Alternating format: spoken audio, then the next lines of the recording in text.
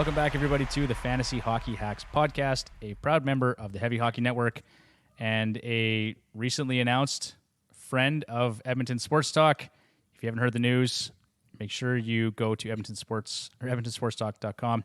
We're going to have a new live show Wednesdays at 9 p.m. starting next week, Wednesday, September 13th. We're super excited about it. Tyler's super excited about it, even though he can't swear, vape, or drink on air. But it's fine. It's going to be a great time. We're looking forward to it. Watch me. Challenge accepted. Yeah. What did Eminem say? The FCC can't handle me. Is that kind of Tyler's thing? Exactly. Same thing, yeah. Same thing, yeah, exactly. Okay, but for tonight, episode 122, Metropolitan Division Fantasy Preview Part 1, initially intended to be featuring Johnny Lazarus from the Blue Crew podcast and also of the NHL Network, I believe now. But just with some scheduling conflicts, Johnny is going to join us on a later episode, probably in early October.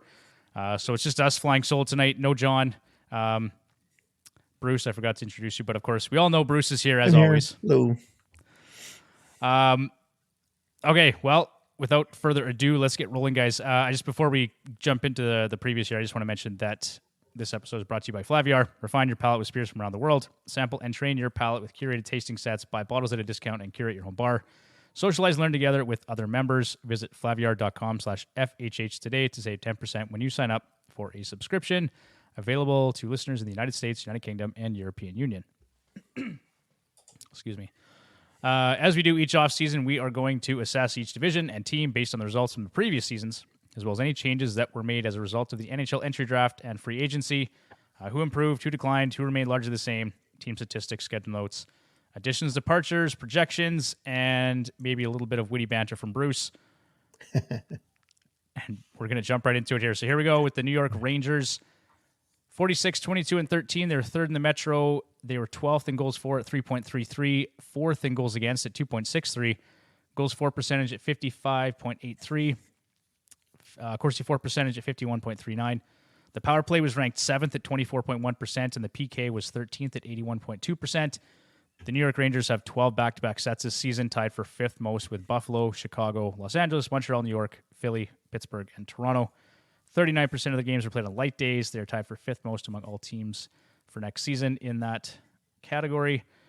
Key additions include Blake Wheeler, Nick Bonino, Tyler Pitlick, Eric Gustafson, and Jonathan Quick. Key departures obviously being Patrick Kane and Vladimir Tarasenko. Bruce, I'm going to go to you first. Did this team improve, decline, or remain largely the same? Actually, I think they improved. Bringing Wheeler in, I think, was very, very smart for them. It'll give them another solid option in the top six. Always been a huge fan of Tyler Pitlick, even when he played for the Oilers. Gustafson gives them a little bit of depth on the back end, which they need. Bonino's another center that can help them out. And really, losing Kane and Tarasenko, I don't think was really much of a loss because they did help with scoring, but it didn't help them a whole lot in the playoffs. No, and I mean, I think we all know Kane was dealing with some injury issues, his hip, right, last season, last playoff. So, pretty muted results from Patrick Kane. Tarasenko, I feel like I don't even know what he did, to be honest, with the Rangers, but I just feel like I didn't hear a ton about Tarasenko in New York, to be honest. He was there. That was about it. All right. And then, Tyler, for you, what do you think? Improved, decline, or the same?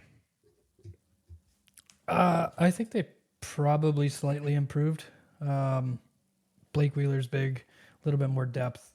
Kane and Tarasenko both weren't there long enough to really do anything other than kind of make it weird with having them both there. I just thought it was weird that they even did it. But I would say that they probably improved, especially with some of the younger players, probably hopefully taking another step. Yeah, I agree for sure. And we'll talk about those younger guys here in a second. I want to start with Blake Wheeler because you guys both mentioned him. What's a realistic expectation for Blake Wheeler next year? Probably going to take that second line right wing spot with who's going to play second line? Or it's going to be Zibanejad and Kreider on that second line, or are we going first line or second line? What do you think? I think he plays on the first line. You're giving him a first line top spot. Yeah, I think he's going to generate a little bit more space. Even though he's slow, he's still huge. And he's 6'5", yep. still got great vision with the puck. So, Well, we've got him projected for 20 goals and 58 points. Is that kind of what you think? Does that seem reasonable to you, or am I kind of dreaming here? no, I think that's reasonable based on where he's going to play. Okay. And then I think most spots I've seen him have him on power play 2, Blake Wheeler. But like, do you guys see that differently, Bruce? What about you? Do you think is Wheeler getting top power play, or is he going to be relegated to the second unit? I think at least to start the season, I think he's going to start on the second one, and then I guess they'll see what happens with the first one, and he might get an opportunity to move up. But I don't see him getting an opportunity to move up, not early in the season. All right, and then you guys had both mentioned the young guys. So Philip Hedl and Alex Lafreniere and Capo Caco. And it's funny. I don't know if you guys saw that interview that Mike Rupp did, but his hot take was he thought Capo Caco was going to post 30 goals this coming season. Do either of you think there's any chance that happens? Bruce, I'll go to you first. Not from what I've seen so far, no. But I don't think the Rangers would mind at all if he managed to do that. But from what I've seen so far, I think Hedl has a better chance of hitting 30 goals than Caco does. Yeah, I would tend to agree with you. Phil, and so Philip Hedl's been great. Actually, I'll give you guys one guess. Do you know who the second highest total points per 60 rate at 5-on-5 was for the Rangers last season? Hedl. Tyler, fantastic guess. There you go. I guess. Yeah, so he was at 2.45 points. Sorry, Panarin was the only player better at 2.45 points per 60, 5-on-5. Hedl at 2.25 was second, even ahead of Zibanejad, which I found really interesting. So I think Hedl's probably a little bit underrated. We've got him projected for 23 goals and 54 points. He's going undrafted currently in Yahoo, and there's probably a better than 5% chance that guy exceeds his average draft position right now, Bruce, which is 0. Oh, definitely. Most definitely. He was a decent waiver wire pick last year at the end of the season. He was up and down on different rosters. You see, he was flipping between fantasy teams here and there. He may not get drafted, but he won't be on the wire for very long if he starts off like he ended last season. Yeah. I think I'd still take Caco. I think if you look at all of his seasons, I mean, last year was his best one. Still not good. Finnish players take a little bit longer. Yeah. But I mean, he had 18 goals last year, so it's only 12 more to get to 30. Yeah, I don't think it's unreasonable. And I mean, if I look at their depth chart right now, like Capo Caco, if they want to break up that kid line, like I think part of it is they want to keep those guys together. And so whether they push the second line or the first line for some extra minutes, but on the right side, you've got Wheeler, Barclay Goodrow, Capo Caco, and then Tyler Pitlick. So, I mean, there is probably a scenario where Caco gets to play top 6 minutes, and you're right, Tyler, it's only 12 more goals. The other thing I wanted to mention is I think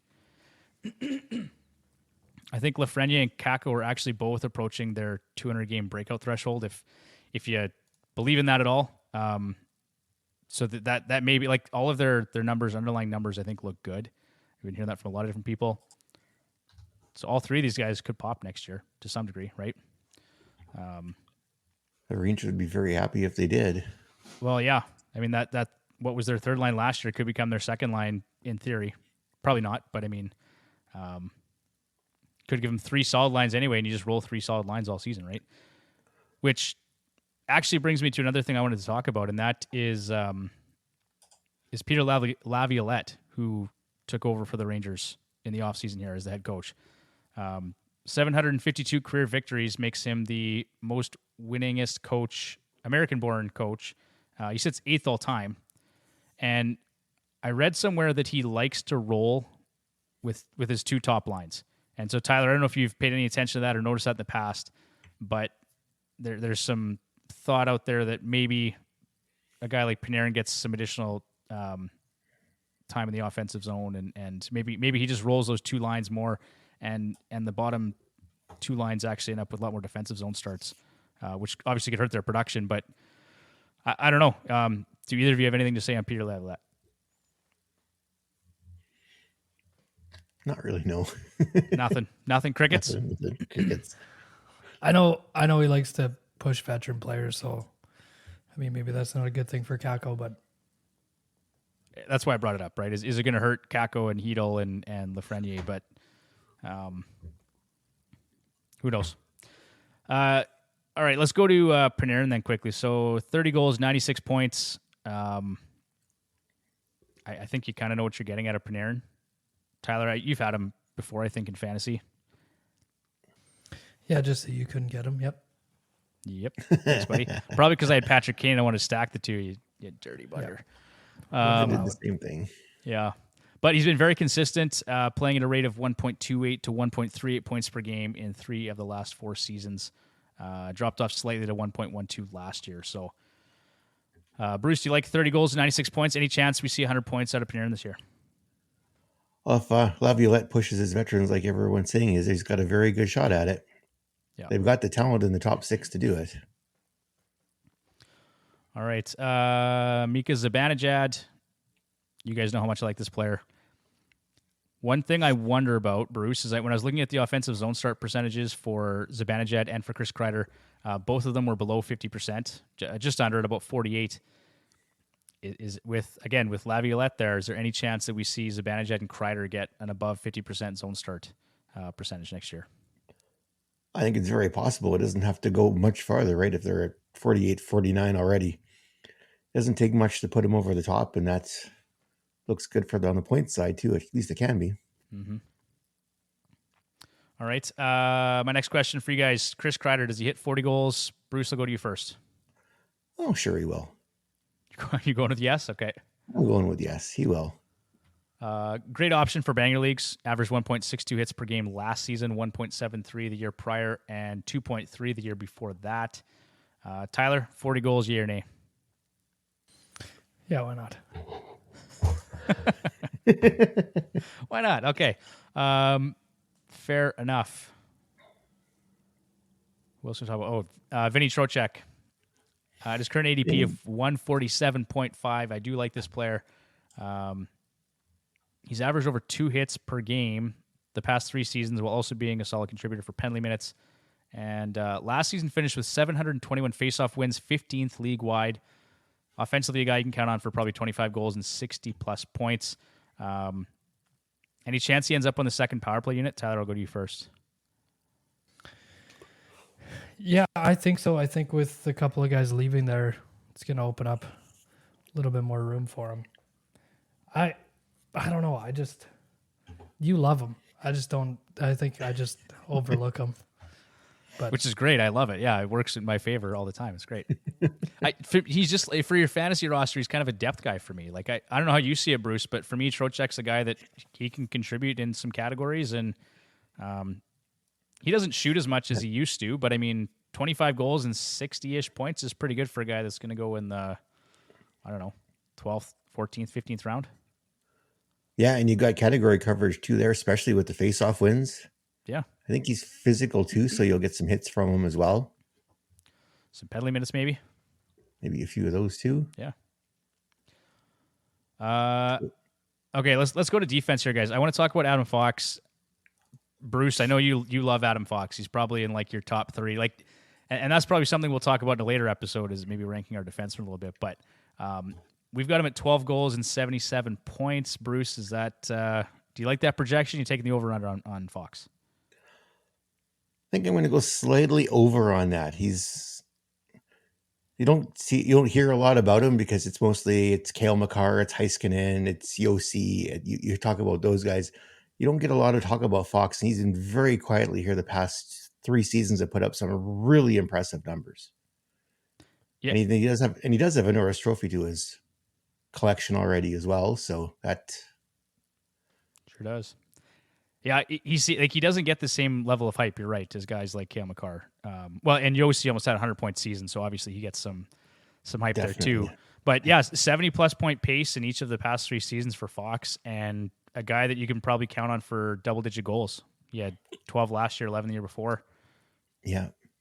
Like, 24 minutes a game, and he's running the seventh best power play in the NHL last year. So I think, and then power play points too. Like, I think he's put up at least 23 power play points since 2020, 2021. Yeah, he's been great. There was one season I had Fox, Panarin, and Shesterkin. Took Panarin first round, Fox in the second round, and Shesterkin in the third round because he was still there for some reason in the third round. You didn't go 0G. Not that year, I didn't know. Bruce. Last year I went way heavy. Like literally, I think last year was like the one draft. I think I literally waited to my last 3 picks to take goaltenders. You did. But I don't know if were you really happy with that draft that year? Did that work out for you or not? That was the Yahoo one I did that in, so I ended up middle of the pack. So Gotcha. The other one I drafted the 2 Leafs goalies 15th and 16th in the 15th and 16th round. Yep. That's the year I lost to you again for like the 4th time. Sorry, man. You're gonna get me next year. I know you will. I know you will. Before we talk about Shesterkin, because of course we have to talk about Shesterkin, I do want to talk about Keandre Miller and about Jacob Trouba. Keandre Miller, he's looked really good. Like last year, 43 points, 9 goals, and virtually no power play time. And I think, like, Tyler, do you have any interest in Keandre Miller in some of our leagues? I know, like, we have a 10-team ESPN league we play in. So it's a bit of a shallower league. Maybe you're not as interested in Keandre Miller, but for a standard 12-team league, is he a guy that you have any interest in? My concern with him is the lack of power play time. And now they've got Eric Gustus in there, as you had said earlier, Bruce. There's probably even less of a chance that we see Miller on the second power play unit, right? So, Tyler, any interest? Yeah, I still think he's going to play at least on the second power play unit. I don't think Gustafson's going to, like, I know that's kind of the only thing that he does. Yeah.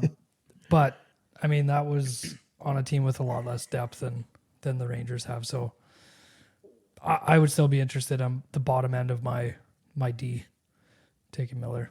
Yeah. Can he reach double-digit goals this year, you think? I don't think so. No? I don't think so. So you're taking the under on our 10 goals and 47 points? Yeah. 8 goals. Okay. All right. That's fair. Bruce, what do you think? Well, I picked Miller up last year when Werenski went out with injury. Miller was my replacement pickup for him. And just from what I've seen, I think he possibly could get to 10 goals. He'll get close to 50 points because he just seems to be able to generate offense. He doesn't need power play time to do it. A little bit like Darnell Nurse, right? He just doesn't need power play time. He generates points, and Miller is of that same. And well, I think he'll be very close. So speaking of Darnell Nurse, and I'm thinking of hits here specifically, but Miller was one of just 3 defensemen last season, along with Chris Letang and Moritz Seider, to post at least 40 points, 150 hits, and 100 block shots. And the other thing to keep in mind, too, is he's played 214 NHL games. I think, though, he is a bit bigger player, so that may not matter as much for this year, but we'll have to see. And then over 2 hits and 1.3 blocks per game. So great category coverage there from Kevin. Definitely. And then let's go a little further down the rabbit hole talking about hits here. We got Jacob Trouba. This guy is a monster. So, okay, Tyler, I'll go to you first. Any issue with some of the hits that Trouba lays out there? Or are those just good, clean fun for you? I mean, I don't like all of them, but a lot of them are just good, clean hits. Okay. Just heavy. Just really, really heavy. Yeah. Some of them are stupid, but some. He's one of the last players that can still deliver a huge hit and not look like he's headhunting. Yeah. You look at some of the defensemen, you can tell they're headhunting. He doesn't. You know when Trouba's on the ice, you're going to get hit. So if you get run over and, oh, look, it's Jacob Trouba, it's like if you're an idiot for not recognizing it. You should know he's on the ice and make sure you got your head up because you know if he sees you got your head down and you're not looking, he's going to remove it. And Tyler's biting his tongue. No, Tyler, you had something to say. You better say it. Go for it, I was man. just going to say, you said he's one of the few that can go out there and make hits and not look like he's headhunting, except for like when he is. Except for when he wants to. Intentionally headhunting. I I just wanted to make sure that was was part of clear. that. Okay, let's talk about a few stats here. So obviously a Banger League beauty. One thing I did want to talk about is I think he was first amongst all skaters last season. He had a combined total of 613 shots, 2.4 per game, hits and blocks. We had 2.66 hits per game and 2.39 blocks per game. So add to that 30 points and 8 goals in just over 20 minutes of time on ice. And that guy, I think, is great value, Bruce, at his average draft position currently of 126. Oh, definitely. In category leagues, it's a staple, right, on your defense. That category coverage is fantastic. Alrighty. We've beat the defense to death. Let's go talk about goaltending here. We've got this split here. So Igor Shesterkin, but then we've got Jonathan Quick here as well.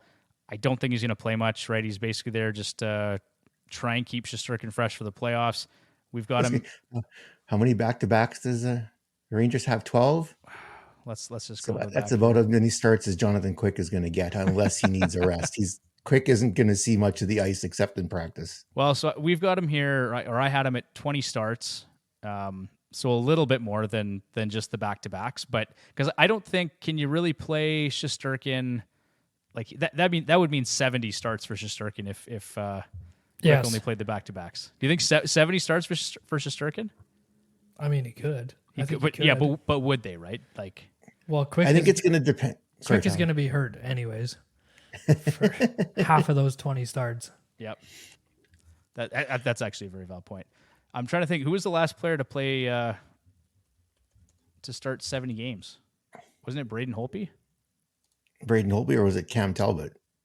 Because the Oilers rode him into the ground that one year. Well, Holtby played 73 games in 2014, 2015.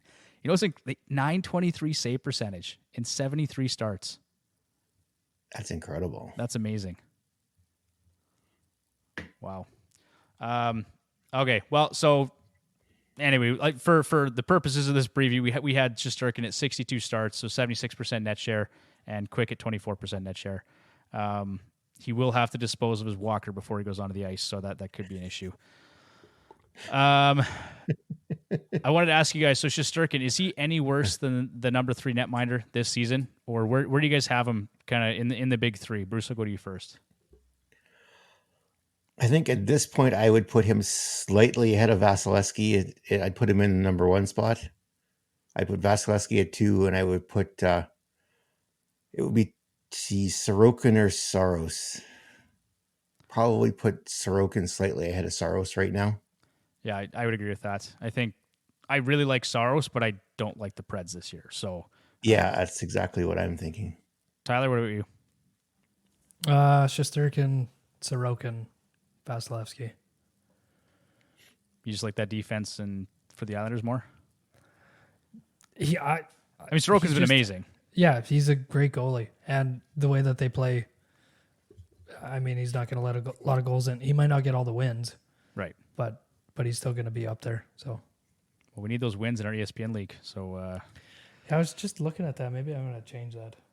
No, don't change it. Don't change it. I might.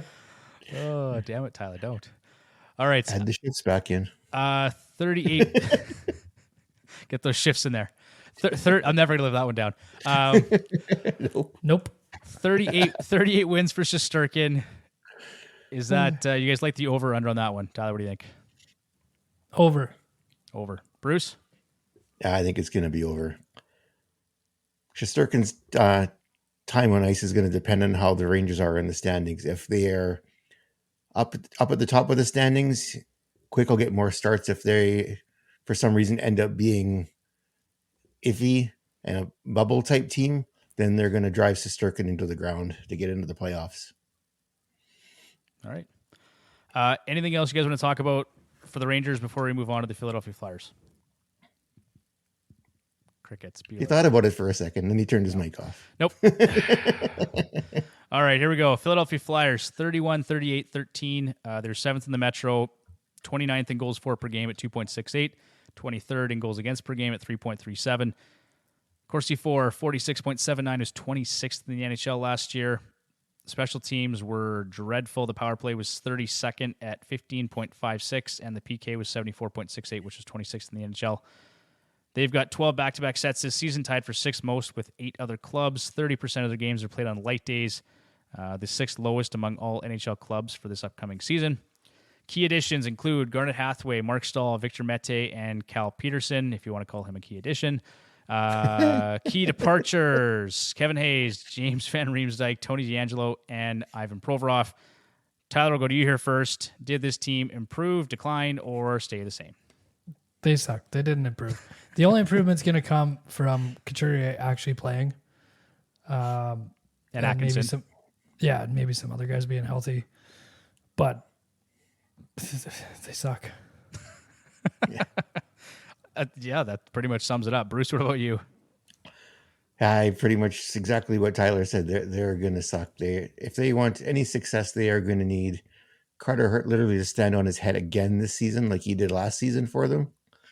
And Cal Peterson's going to have to stop at least one puck in a game for him to. Good luck. Exactly. Good luck. Well, if he stops 5 pucks, that means it's $1 million a puck he stops. So he's earning his keep, is what you're telling me. He's the highest paid goalie on the team. Okay, so let's start there because you guys went right into goaltending. So let's talk about Carter Hart first. We've got him at 55 starts, 67% net share, and 23 wins. Cal Peterson, 27 starts, 33% net share, 12 wins. That may be generous, but again, are they going to run Carter Hart into the ground? Probably not. I don't think so. I don't think they will. The interesting thing is going to see what happens to Peterson, because if he's terrible in the preseason, he could be in the AHL again this season, and they'll bring up either Sandstrom or Eriksson to back up Hart. That's like I put in the thing here. It's Peterson had a disaster of the season last year, and he may not be the backup by the time the season starts. He could be in the AHL. He could be somewhere else too if he's not good in the preseason. But they're not going to drive Hart into the ground. They've got a couple of young goalies there in the AHL they can bring up and do that. At least they would be wise not to drive Hart into the ground. Okay. Tyler, any chance they just trade Carter Hart to the Edmonton Oilers already? No.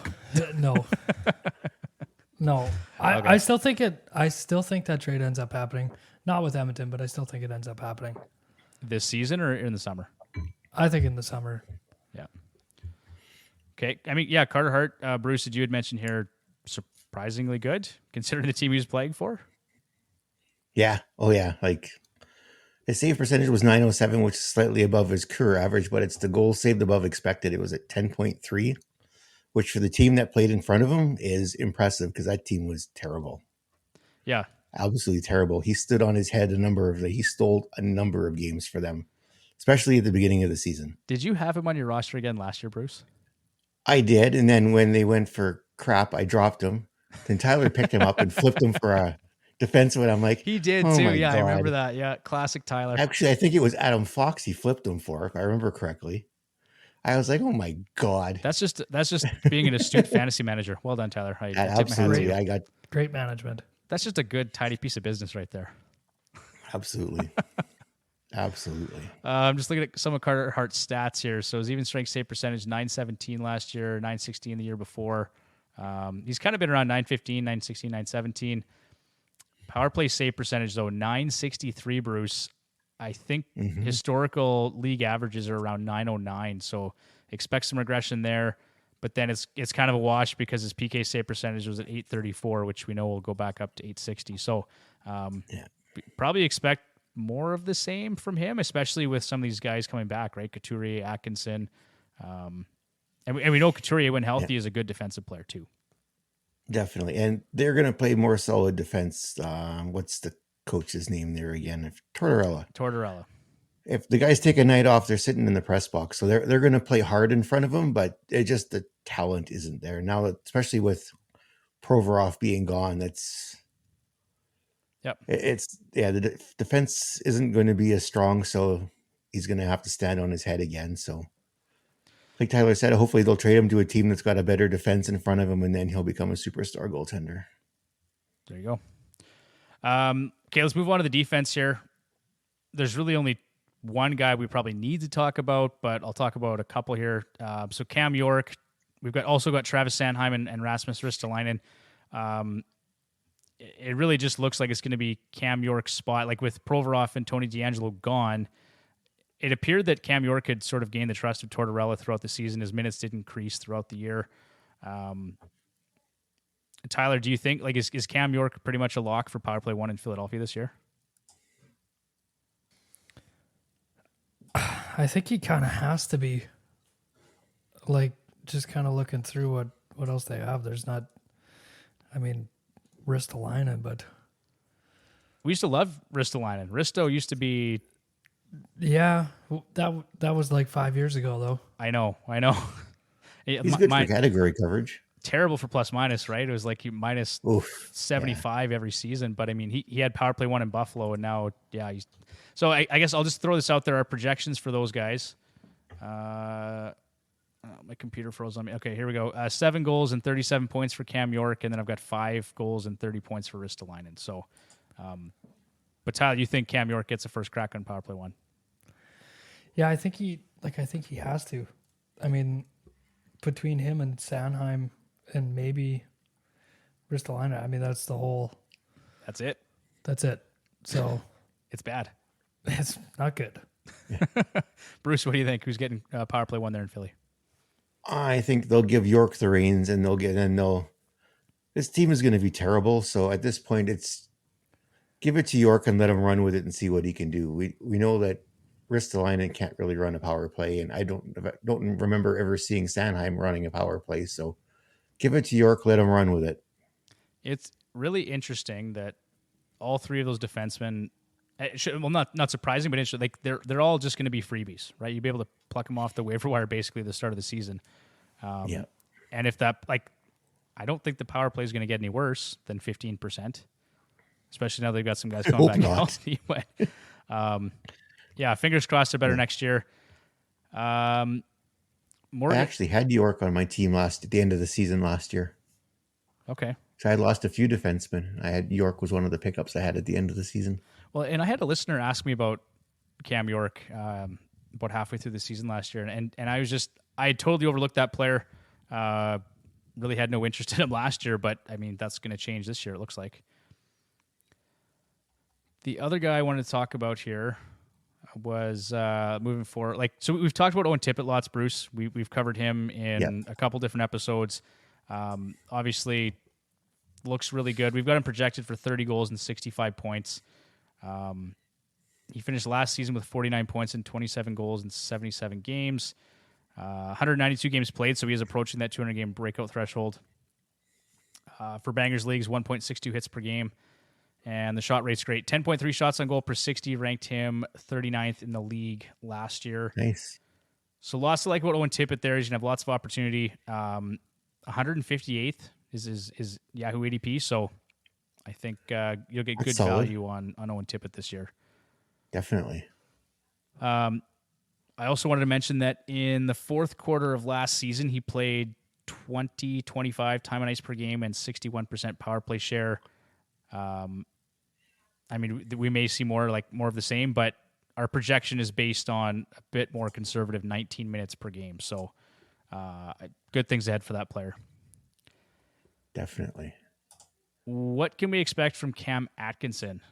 Missed all of 2021, 2022 with injury. He scored 41 goals in 2018, 2019, but recently, like 2021, 2022, had 23 goals and 50 points. So, Bruce, any interest in Cam Atkinson this season? He is currently going undrafted.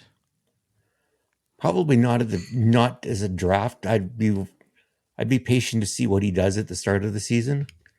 He'll probably be if he starts the season well, he'll be an early season waiver wire pickup. But at this point, I wouldn't be drafting him. I would be more of a wait and see. Couturier, I would take a late round flyer on, because if his back holds out and he can come back and play. When he finally went out last season, he was almost at a point per game before his back gave out again. Yeah, and I think, and Tyler, I'll go to you on this one. Couturier is pretty much a lock at top line center, do you think, between Atkinson and Travis Konechny? Yeah, I think so.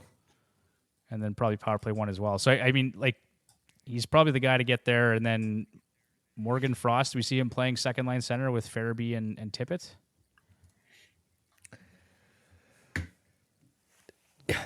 Yeah. Maybe. I think they flipped the two at the beginning of the season. I think they're gonna ease Couturier in to make sure his back can actually take it. So you think I maybe don't think they want to. okay. I don't think they're too anxious to throw him to the Wolves right away at the beginning of the season. I think they're going to be. I think they're going to be conservative with him. I don't think they will, because there was some talk about how he wanted to play at the end of next year, and he was told no by Tortorella, so he was ready to go. I don't think they're gonna take it easy, because I think the take it easy part's already happened. Okay. They're just going to turn him loose, and well, he's had lots of time, right? Which would be good for Philadelphia. They definitely, because he can put up points. Okay. Well, and that's probably good for Konechny's value as well. So we've got him for 33 goals and 80 points. Tyler, do you like the over or the under?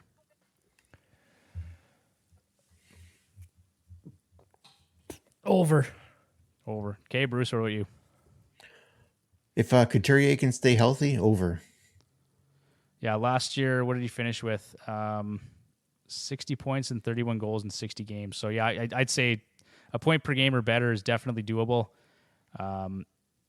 Solid contributor for penalty minutes, 1.28 last year, just about 1 hit per game. He was actually over a hit per game in the last 2 seasons before last year. Career best 9.5 shots on goal per 60, and he played over 20 minutes per game and 61% power play share. So Torts loves this guy. And they ran out of players to put on the ice last season too, didn't they? So they pretty much had to play him all the time. Yeah, I don't know what our projection, what we had for minutes, Bruce, but I don't think it was 20 plus minutes. What do we have, Matt? Well, actually, 20 and a quarter. So I wonder if he plays that again this year. Probably could. I mean, he certainly could. They don't have a ton of options there in Philly, so we'll have to see what happens. 93.2 is his current ADP. Not bad. That feels like decent value on a player that's probably going to be a point per game, or you expect him to be anyway. Yeah, I would say so. Okay. We talked about him already, but do we like Sean Couturier for 27 goals and 71 points? Bruce? If he can stay healthy, absolutely. The big thing is his back going to hold up for a full season? He hasn't played a full season in 3 years now? 4 years? I think it was 2017, 2018 was his last full season, so it's right? been a while since he's played a full season. So if his back can hold up, absolutely he'll get there. Okay. Tyler, what about you? Yeah, I think so. Okay. And I think the last player I really wanted to talk about for Philly was Morgan Frost. So again, probably playing in one of those top 2 center roles. Signed a new contract, 2 years, $2.4 million. $4.2 million. And last year, I'm just looking at his numbers here. So he ended the season, he had 40 points in 54 games, so a 61-point pace. But I mean, it's so hard to say what he does this year with just more personnel in Philly. But that is another player that is currently going undrafted. So probably a watch list guy for me. What do you think, Tyler? Yeah, I think watch lists are super late. Waiver wire pickup. I don't know. See how he does when the season starts. Yeah, I think so. Okay. All right. Now that we've completed that dumpster fire that is the Philadelphia Flyers, let's move on to the Pittsburgh Penguins. 40-31-11, fifth in the Metro. I still can't believe that the Pittsburgh Penguins couldn't beat the Columbus Blue Jackets and the Chicago Blackhawks in the final 2 games of the season to make the playoffs. Absolutely brutal. Anyway, goals for 3.18 was 16th. Goals against 3.21, which was 14th. Corsi for 52%, which is 9th. The power play was 14th at 21.72%, and the penalty kill was 79% for 16th in the league. They have 12 back-to-back sets this season, tied for 6th most next year, or this upcoming season. 34% of the games are played on light days, the 9th most for next season. Key additions: Riley Smith, Matt Nieto, Nola Chari, Lars Zeller, Erik Karlsson, Ryan Graves, Alex Nedeljkovic, Magnus Hellberg. Key departures: Jason Zucker, Mikael Granlund, Nick Bonino, Drake Kajula, Josh Archibald, Jeff Petrie, Brian Dumoulin, Jan Ruda, Dmitry Kulikov, Casey DeSmith, and Dustin Tokarski. Bruce, I'll go to you first. Did this team improve, decline, or stay the same? I actually think they got better. They got rid of some dead weight, and Granlund hadn't done much since he got there, and I don't know why they gave him a contract extension, but they got rid of him, so that was nice. I think overall, I think they got better. I would tend to agree. I like the moves they made. I think Riley Smith is an upgrade on the left side over Jason Zucker. Like, Jason Zucker, out of nowhere, just became a hits monster last year. I can't remember his exact numbers, but that guy hit everything in sight. I think Riley Smith will do really well, and we'll talk about him later, but I mean, he's going to get a chance in the top 6, probably next to Malkin, so that's great. Yeah. What else we got here? Ryan Graves. I think they like to add Carlson and Graves. That defense looks, pretty good. Tyler, Definitely. I know you're not a big fan of Jeff Petrie, so probably happy to see. Like, is Ryan Graves an upgrade over Jeff Petrie for you? I think so. If you add in Carlson as well, I don't think straight up they are. I still think Petrie's a little bit better than Graves, at least at moving the puck for sure. Right. But obviously Erik Karlsson takes up the rest of that. I still think it's weird with Letang and Karlsson being there. Well, so let's go there first, because that's just kind of the big story in Pittsburgh. Obviously, Erik Karlsson and Chris Letang. I love Chris Letang just for his category coverage. That guy's been phenomenal. We've got him projected for 12 goals and 59 points. And I think that's probably due to the fact, Bruce, that we're expecting Erik Karlsson to take power play 1. I think you said it right away, right? Yeah. Oh, and even Letang himself said, everyone's wondering what is Crosby and Malkin going to do when you've got Erik Karlsson on the power play. He said that himself. So I am very certain that if we do see Letang on the power play, it might be with Karlsson on the blue line, but I think what they'll do is they'll probably move Letang to power play 2, and they'll rest him. I think that's what they'll give him some rest time instead of playing power play time, and let him focus on the rest of his game and let Karlsson take over that offensive role on the first power play unit. I 1000% agree. I wasn't sold initially. It was a situation I was just going to avoid, but at this point, because I know they had actually talked to Letang about bringing in Karlsson, and he gave him their blood. He said, "Yeah, absolutely. Like, you'd be crazy not to bring in a guy like Erik Karlsson." Yeah. So I think it was that same interview. Yeah, and so I think Chris Letang recognizes this guy is just an elite level player, especially on the power play.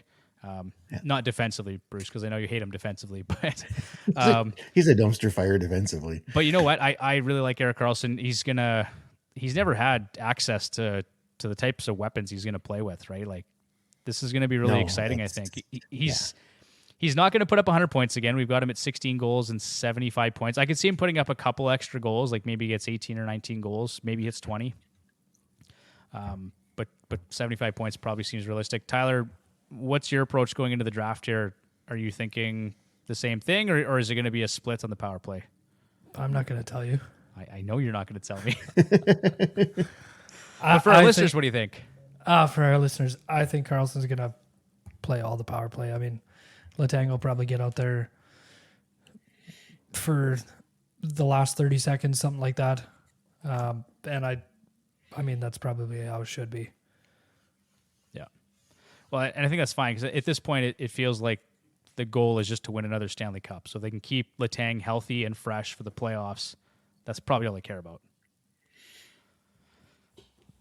All right. So Karlsson, like we said, 25 goals, 76 assists. Wins his third Norris Trophy last year. Tyler, do you like that projection? 16 goals, 75 points. Where do you see Karlsson next year? Yeah, I think that's a pretty safe number. I think you could go just over that, but I think that's a pretty safe number to bet on. Okay. Are you? Do you like his ADP right now at 40.4? We're talking like early fourth round here. Yeah, I mean, just because of what you just said, I mean, he's going to play with Crosby and Malkin. So, I mean, he did that with that San Jose team. I mean, he should be able to do something pretty decent with those two. Yeah. It's going to be Tyler's 4th round pick. He's going to take Bouchard in the 3rd round, and he's going to take. Oh, he'll never tell you though. Stack it He'll up. never tell Stack you. it up. Stack it up. Bruce, what about you? Do you like that projection? And do you like where he's being drafted currently? Not a fan of where he's being drafted currently, but he is going to go that high because of what he did last season. And he's in a great spot here to produce, so I think he'll be very close to the numbers. He may not get there, but he'll be close. Okay. I wrote way too much about Erik Karlsson, so if you want to get all the down low on all of his statistics, underlying metrics, make sure you go to the website, fantasyhockeyhacks.com, and read up on the blog. And then lastly, let's talk about... I shouldn't say lastly because we haven't talked about Sid or Gino yet, but let's talk about Tristan Jarry. 54 starts, 66% net share, and 31 wins. Bruce, I know you're not a big Jarry fan, but does that seem achievable for him next year? I think so. I think the defense overall has gotten better. They're obviously going to put up points. They've brought in players to improve there, so I think... And he has proven in the past he is a good goalie. He's just had some struggles here and there. They brought in Nedeljkovic to back him up, which I think he'll be better than what DeSmith was last year. DeSmith was a bit of a train wreck last year too, so yeah, that didn't help them either. But they've shown confidence in him. They gave a new contract, $5 million a season, so it's what they've got. So I think he's got the talent to do it. It's just a matter of him actually doing it now. 914 save percentage and a 2.65 goals against average. That's his career numbers. And last year a 909 and a 2.90 goals against average. So I think with some of the personnel changes and some statistical regression, he's going to be a lot better. One thing I noted that during the 3 seasons prior to last year, so from 2019 to 2021, he had an overall save percentage of 917 and an even strength save percentage of 922. His even strength save percentage last year was the 3rd lowest of his career at 915. So expect a bit of a bounce back from Jarry. Nice numbers. I do like him for sure. Tyler, what's your thoughts on Jarry? Any interest? Let's give us your draft strategy. What are you thinking? I'm not going to tell you. I've always tried to take him or tried to have him. I was surprised at how much he got paid because it seemed like it was going to be somebody that got traded and then they just gave him all of the money. So that was kind of weird. Sure. But I think the whole team has a better season, and if the team's winning games, then I mean he's absolutely worth taking. So I'm not gonna though. Okay, you're not taking him, hey? Not at all. I don't know. Maybe in the 8th round. Who's to say? Who's to say? Yeah, never know. Okay, let's go to Riley Smith here next because to me that's a guy that he's going on average right now 153. Our points prediction is 24 goals and 60 points. Feels like a good breakout candidate. I don't think he's ever played with players like Malkin. And he's going to get exposure to one of Karlsson or Letang. Like, Bruce, do you think it's more likely that we see Letang on the top pairing at even strength and Karlsson on the second pairing at even strength? That would make sense. Like I've said before, I'm not a really big fan of Karlsson's defensive capability, so I can't really see him playing on the top pair. They need someone that's defensively responsible to play with Karlsson so he can go do his winger thing. So, excuse me. I guess like with that assumption in mind, I guess my point is Riley Smith could be with Malkin and with Karlsson at even strength, and he's never had players like that at his disposal. So, no, he's never had a defenseman like Karlsson passing the puck to him. He'll be surprised. He'll be going down the wing, and all of a sudden Karlsson will be whipping the puck to him, and they've never had a defenseman like that. So he will benefit from it. All right, definitely. All right. So do you like the over or the under on 24 goals and 60 points? I think he'll be over. Okay. I think so. Tyler, what do you think?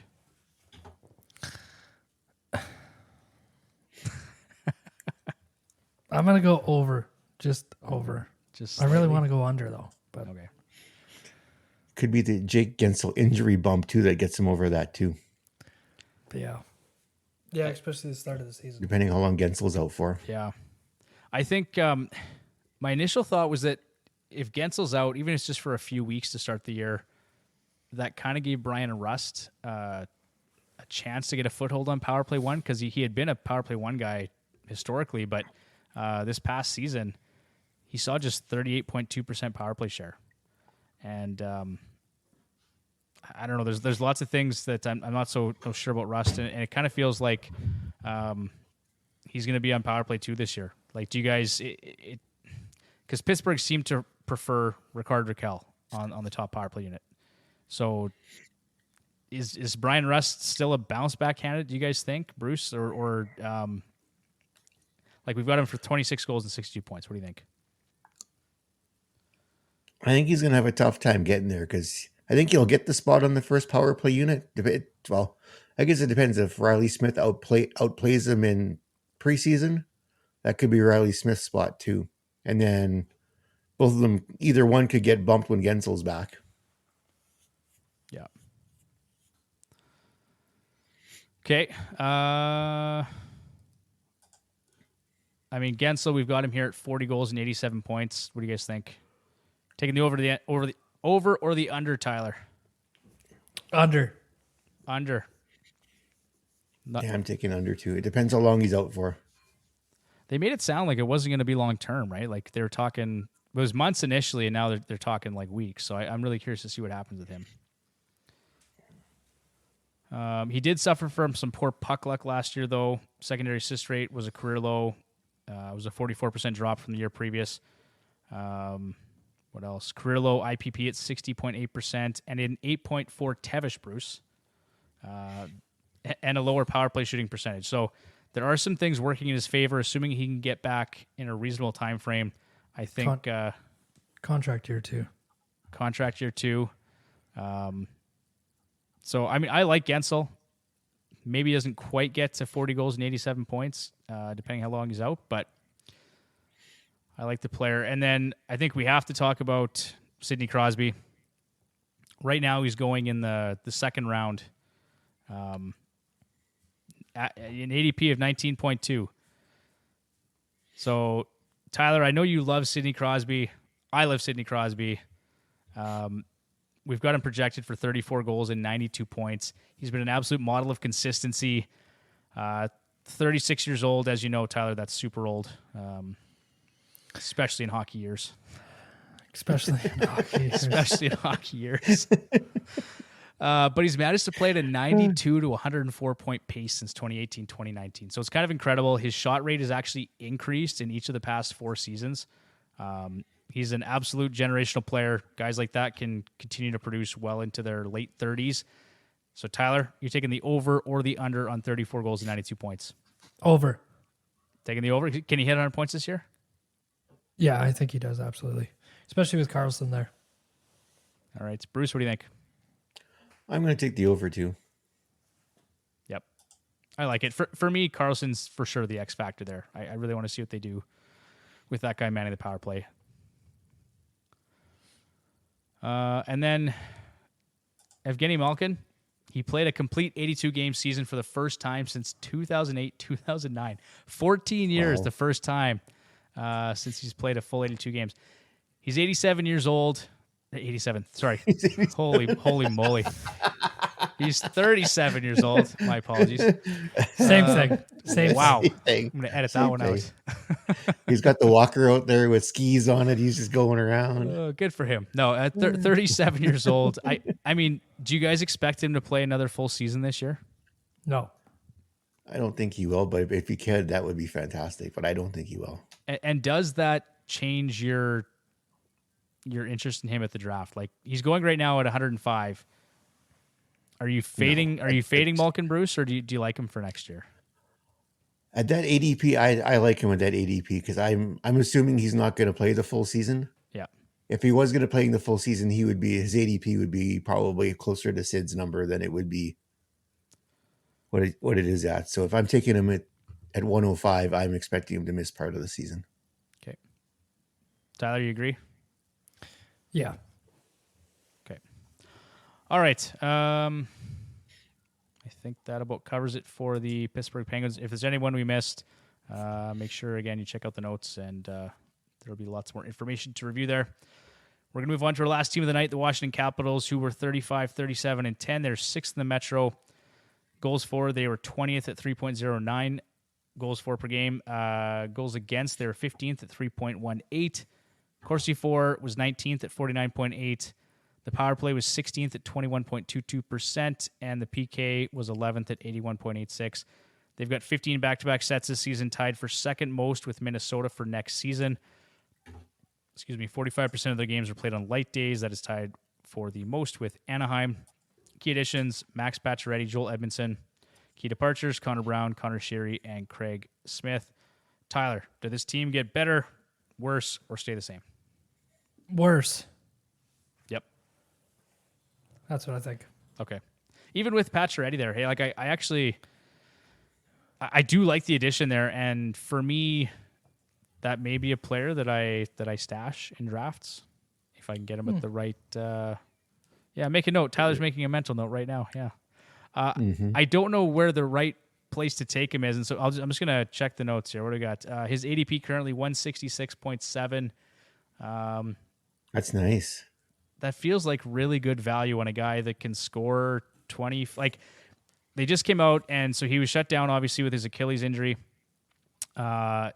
Washington's new coach, Spencer Carberry, was not able to provide a firm timeline heading into the season, but he said November or December were mentioned as possibilities. So I looked at the schedule and I thought, based on where they're playing and what was happening, Monday, December 4th against the Coyotes probably made sense because that was followed by 2 days off and then a 2-game homestand. So if that happens, you heard it here first, but that's my take on it. So that means 22 games lost to injury. And obviously that limits his upside, but even with games lost, I think he could still put up 25 goals and 49 points. Bruce, do you like the over or the under? I'm going to take under on that. I'm just concerned he's already tore his Achilles twice. I think he'll be a good late round stash, but it's all going to depend on whether his Achilles is actually going to stay in one piece or not. It's twice now in 2 years. I don't know. Okay. Tyler, what about you? I'm going to go over, and he wins the Masterton. I like it. There you go. Make a note. Make a note. Make a note. That is a nice hot take. I like that one. That's good. Make a note of that. Okay. I could see it. I mean, maybe he just came back too quick last year, right? Maybe it was a freak accident. I don't know. I guess we'll see. Time will tell. But at that point, Bruce, in the draft, I think that's just where you kind of take some swings, right? Like, yeah, like I have no trouble taking him as at a late round and stashing him. I even though I've got questions about his tendon holding together, I'd still draft him and stash him. Yeah, and the only thing I think's like he's going to get power play 1, but Ovi's on power play 1 too, and we know they're going to feed Ovi the puck a ton, so it might limit his upside on the power play. But one stat I really wanted to mention was that his shot rate was second among all skaters 5-on-5 from 2019 to 2022 at 11.64 shots on goal per 60. Second among all skaters. Well, if you look, if he does play right wing on the first power play unit, you got Ovechkin on the left side in his office there. Now you got defense thinking like, well, crap, right? So is Carlson going to go to Pacioretty? Is he going to toss it over to Ovechkin? This could give Ovechkin some more space too, because now they've got a couple of killer shooters on that first power play unit. So that could open up some space for Ovechkin because if Pacioretty's out there, they're going to have to respect him because he can put the puck in the net too. Yep, good point, Bruce. Could be interesting to watch that power play. I have a lot of interest in John Carlson again next year, which probably not a surprise to you guys. You've been drafting with me for 4, 5, 6 years now, so you guys are aware that I like John Carlson. But let's talk about Alex Ovechkin first. Actually, he's just 72 goals shy of Wayne Gretzky's record for all-time NHL goal-scoring leader. So I think you can probably bank on him being pretty motivated this season. We've got him projected, Bruce, for 48 goals and 83 points. Do you like the over or under? He's only 72 goals shy. I thought it was more than that. I mean, unless my sources were wrong, but I think I went to NHLRecords.com and that's what it was. So, check again. Check again. Where's Siri? Siri. Because that seems low. 894, and I think isn't he over 800 goals though? I don't know. But if Ovechkin can stay healthy, he'll have a 50-goal season again. He's got to stay healthy, though. I think he probably can, but he's also getting to that point in his career. Like at 37 years old, you got to think there's going to be some signs of age-related decline, and actually that was evident in the second half of last season. So he had 49 points in 45 games, which is an 89-point pace over 82 games in the first half of the season.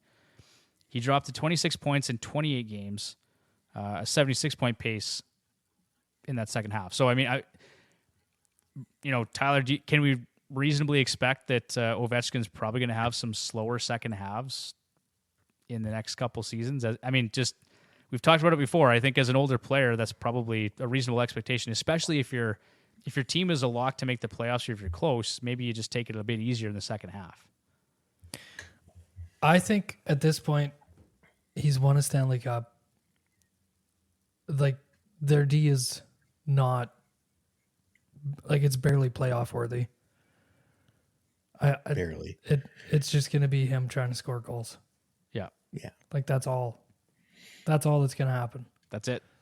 Like, that's the next thing, really, even for that core of that team, aside from the fact that they signed Tom Wilson to that ridiculous contract. But that's really all that's left, because they won their cup. Yeah. Like, they're not all going to be there again to win another one based on the structure of the team right now. No. So I don't know that there's going to be a second half slowdown. I think he's just going to sit there, like, at the blue line and just wait for the puck. Just put me in the power play. I'm just going to cherry pick. I'm just going to score my goals, and that's it. Yeah. Yeah. I could see it. I mean, we're looking at a team whose top line center is probably Dylan Strome next season. Yeah, I was just going to say that looking at the line combos, a lot of them have Strome as the third line center. He's really their first line center, because Backstrom isn't going to be the Backstrom of old. No. And Kuznetsov, it all depends on how he feels that day, whether he wants to play or not, is whether he actually plays or not. Yeah, Strome's the only one that's really gone out and gone after that, and he is their best center they have. I don't know about you guys, but I have zero interest in Evgeny Kuznetsov moving forward. Like, I got burned by him twice. I'm not doing it again. He's a bonehead.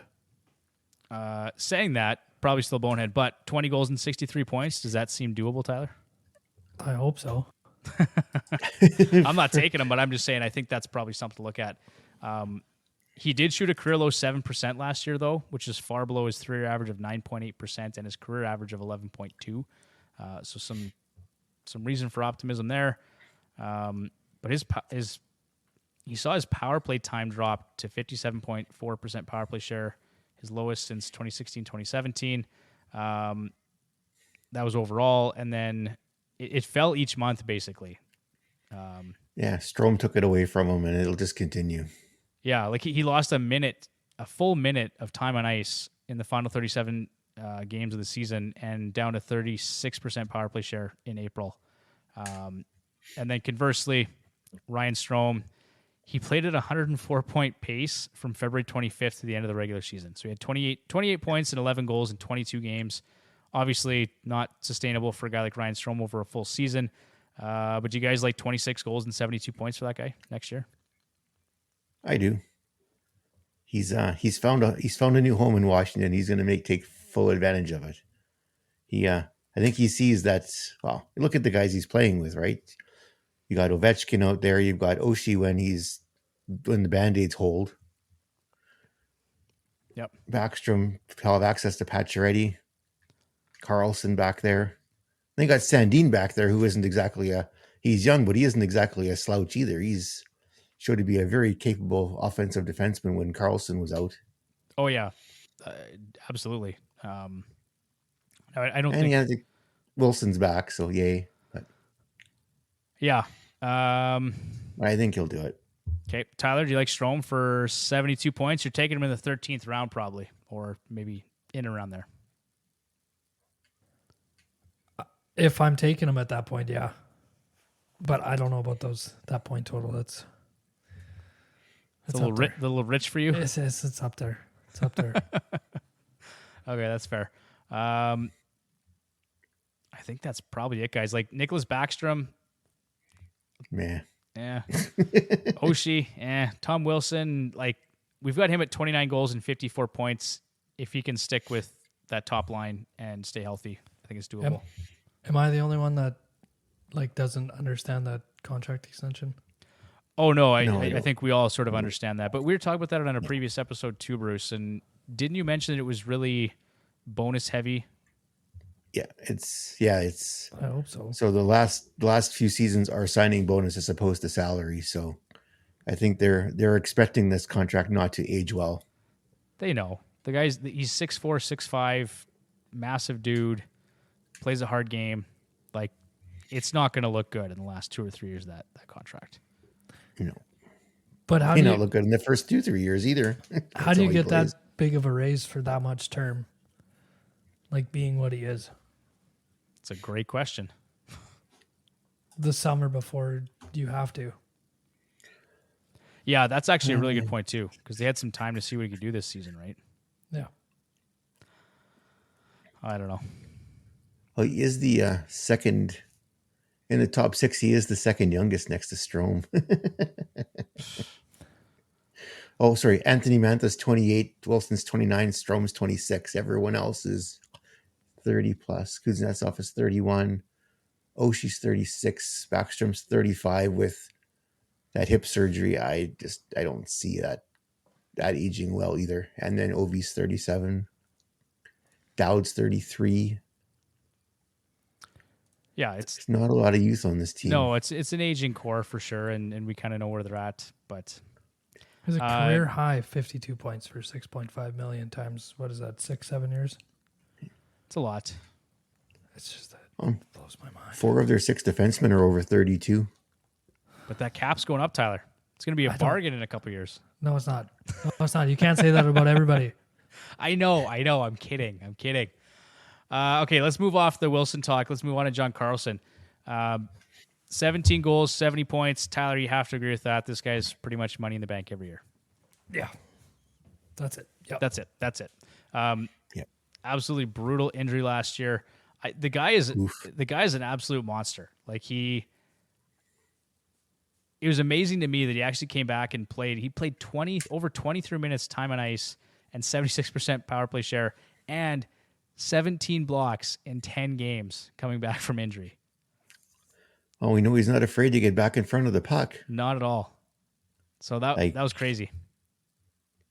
Yeah, it's just to come back from that. That was just wow.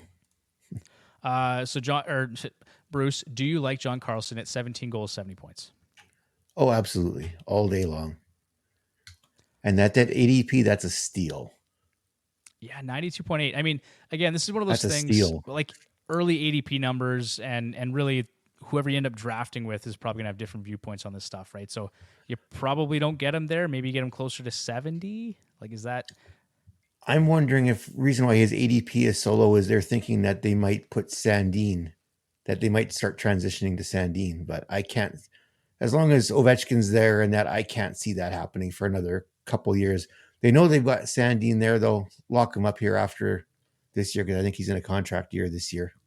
They've got their power play quarterback of the future there in Sandin. But as long as Oshie and Ovechkin and those guys are there, Carlson's going to be a lock at power play one. Yeah, he's not going anywhere. Not for now, anyway. All right, last guy here, Darcy Kemper, 57 starts, 70% net share. I think it's Charlie Lindgren, right, is the backup there. So not really a lot of competition. 28 wins projected for Darcy Kemper. His career even strike save percentage is an impressive .922, comparable to both Andrei Vasilevsky at .925 and Connor Hellebuyck at .923. This past season, his save percentage fell to .912, and his goals against average dropped to 2.85, which is his worst since 2016-2017. Now that they've got some players coming back healthy and Max Pacioretty and all the rest of it, I think we'll see a better season from Darcy Kemper. But Tyler, any interest in that player at an ADP of 100.5? No, but I'd take him quite a bit lower than that. Okay. Bruce, what about you? Do you like Darcy Kemper for next season? Not at that ADP. Nope. He would be. He would have to go considerably later before I would consider him because I don't.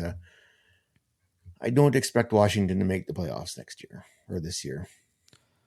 Okay, well, that seems like a good segue then into the 2023-2024 way too early predictions. We're going to run through this quick, guys, because we're running late on time. But no, we don't do that. We don't do that. Well, we're going to have to get our act together for next week when we're limited to exactly 60 minutes. But, throughout this summer, we haven't had an opportunity to talk about the predictions ourselves, right? We've had guests on and we've had their interest on this or feedback on this.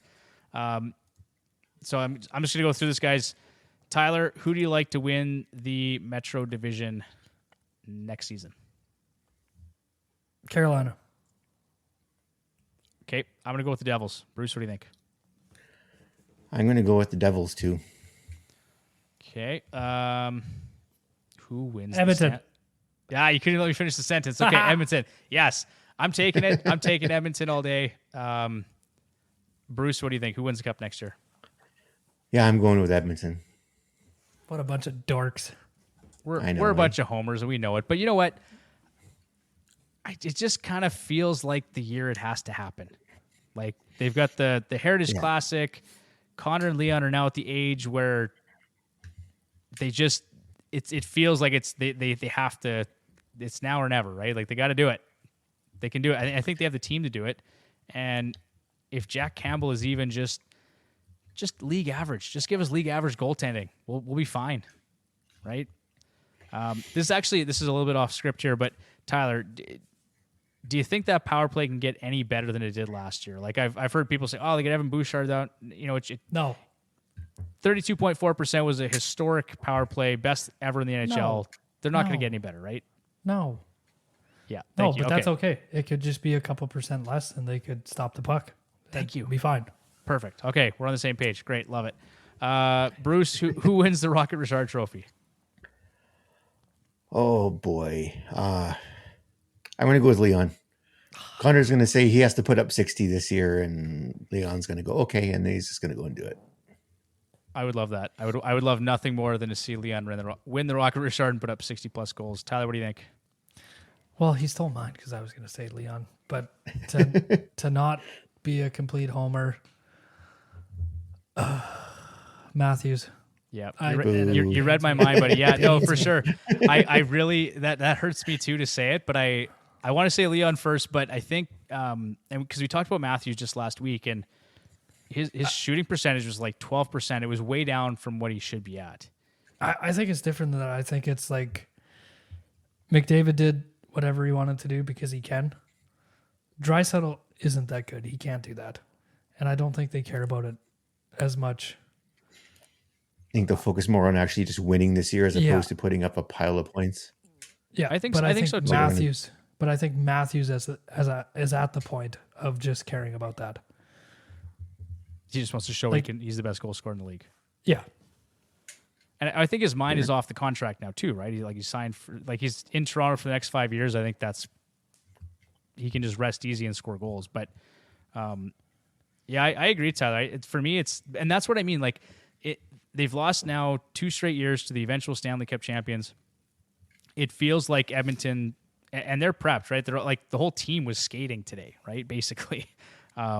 It just feels like that type of year where they've like, okay, we're going to do it this year. And they don't care about it was like Ovechkin when he stopped caring about goals and he just went out and actually played some defense, right? And they won a cup eventually. Yeah. So to me, that's kind of how it feels in Edmonton this year. But I'll agree and say Matthews for the Rocket Richard. Who wins the Art Ross? This is probably the most boring question ever. Connor. It's Connor. I don't think we even have to think about it. No, that's pretty much a no-brainer. Norris Trophy. Bruce, who do you like? Norris Trophy. Oh, the easiest ones would be to say a guy like Makar or Fox. I'm going to say Heiskanen. That's a good pick for next year. I like that one. Tyler. Yep. You stole it from me. I really like, I mean, Buffalo's kind of the sexy pick for next year, right? Everyone's expecting those guys to make the playoffs, and I like Dahlin to win a Norris next year. The Vezina Trophy. Sorokin. Yeah. I'm going to go with Shesterkin to win his second Vezina, and I don't know if this pattern is going to hold, but it was interesting when I was looking at his numbers. He was kind of alternating over the past 4 seasons between a .930 save percentage and a .916 save percentage.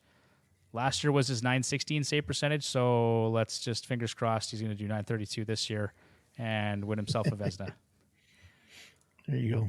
And then again, probably another boring question, but Tyler, who do you like for the Calder? The other Connor. The other Connor. Yeah, and it'll be Bedard. Yeah, that's just the obvious answer, so we'll stick with that. But I think it's going to be a really interesting Calder race this year. There's actually a lot of players who, because Chicago's going to be bad. They're going to be really bad this year. Yeah, but so was Edmonton when Connor should have, and then he got hurt. And he got injured, right? But I mean, and that could come into play for Bedard too, right? So he's only 5'9", 5'10". Not that some there's of the big boys wrong with that. Not that there's anything wrong with that. No, spoken from 2 guys who are sub 5'10". Who else is a candidate? Well, Logan Cooley in Arizona, I think, could be an option. Cooley, Fantilli in Columbus. Fantilli in Columbus is going to have a good year. I think he could be a 60-point guy. I look at what Shane Wright did. There's no reason Fantilli can't do that. What, go back to junior and then what did Shane Wright do again? Sorry, Matthew Nyes, not Shane Wright. Matthew Nyes, my apologies. But you know what I mean? Like, I think Fantilli could put up 55 or 60 points and 25 or 30 goals. Yeah, I think Columbus is going to be pretty decent. If Bedard doesn't get hurt, I think it would be like Fantilli would be right up there. Yeah. Yeah. Devin Levi, we've talked about him. Like if he does get this, and it's a long shot, I know, because they don't typically give young goaltenders like that a lot of games. But Skinner, well, yeah, right. So exactly, like he could be this year's Stuart Skinner. That there is that possibility. If they end up in Buffalo like Skinner did in Edmonton, where he's thrust into where he's got to play, it could very well happen. Well, it's for that he's in a conversation. Yeah, and for Buffalo, they want it. They need to make the playoffs, right? It's like they've been so close, and I don't think. Whoops! I don't think people vote for goalies for the Calder unless you're like Shesterkin. Yeah. Well, last year was a case in point, Tyler. Like anyone who watches the Edmonton Oilers play, like to me, it was horseshit that Matthew Nyes won the Calder. I'm allowed to swear on this show. I can't swear on the live show next week. Fuck, I didn't know that. Yeah. It was garbage. I'm sorry. Matthew Nyes gets like 54 points and wins the Calder, and Stuart Skinner almost wins 30 games as an NHL starter, and that's not good enough. Like the Oilers probably would have made the playoffs without Stuart Skinner. No, there's no way they would have made the playoffs without him. And I know that's a huge homer take, but sorry. What Matthew Nyes did last year was not impressive in my eyes. Sorry. Moving on. Beniers, but yeah. It's just it's Beniers. It wasn't nice. Sorry. Oh my God. It is getting late and I can't even talk anymore. Thank you. Beniers. All you could is this were you just trying to like, because we're talking about Matthews now you're just all about Toronto? You got me all tripped up and it's just Matthew Nyes. We're trying to boost those numbers in Ontario. Matthew Nyes. It's like the 87-year-old Malkin. Yeah. What a doofus. Anyway, Beniers, thank you.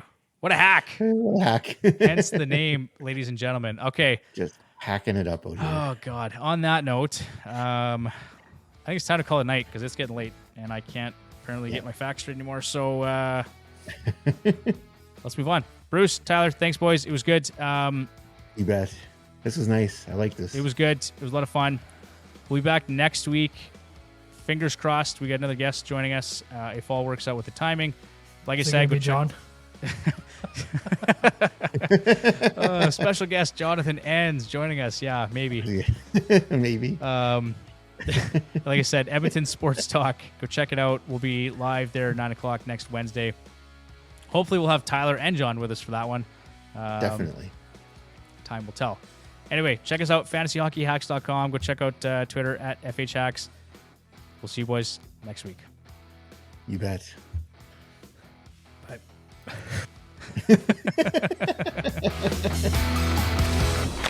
Cool.